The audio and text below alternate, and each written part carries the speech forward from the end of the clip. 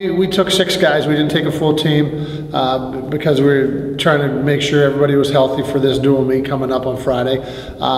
You know, I thought Jeremy Johnson wrestled a great tournament. Obviously, we injury defaulted him to 4th. He got in a 3rd place match, sprained his ankle in the consolation semifinals a little bit, and we just didn't think, hey, no sense in getting hurt any worse. At that point in time, it wasn't a big deal, so why make it a big deal? Same thing with Phil Wellington. I thought, you know, he lost 1 match to the guy from Pitt. Phil didn't wrestle great, and the guy from Pitt wrestled outstanding. Wrestled a smart match, slowed the pace way down, didn't do a whole heck of a lot, and took it into overtime and snuck a takedown. Well, that's the way it goes sometimes. But then later in the tournament, Phil beat the #1 guy ranked in the country, Taylor Meeks from Oregon State. So you look at it that way, hey, you know what? 1 match might have brought him back down to earth a little bit, and the other match was a pretty good win for him, and he can build on that.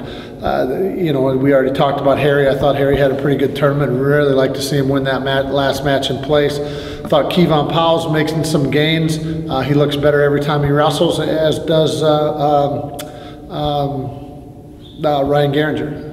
They've had some pretty good results as of late. And, you know, what we're trying to accomplish at the end of the year is, as far as being MAC champions, qualified for the national tournament, being All-Americans, all those things, you can't have a letdown anywhere to have that happen. So that's the thing we really talked about most of the week is just, hey, you got to go in there, you got to be ready to go. This is our gym, not their gym. They're going to come in here fired up, ready to try to knock you guys off, and we can't let that happen. He returns to a pretty tough match. Matt Moquin from Northern Illinois was a round of 12 guy at the national tournament last year.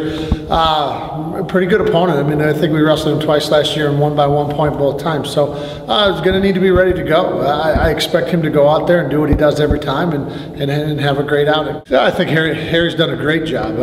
You look at the Southern Scuffle, he beat 2 guys, at least 2 guys that are ranked in the top 30. You know, he beat Zilverberg from Minnesota, which I thought was a great match for him. He's ranked in the top 20 somewhere.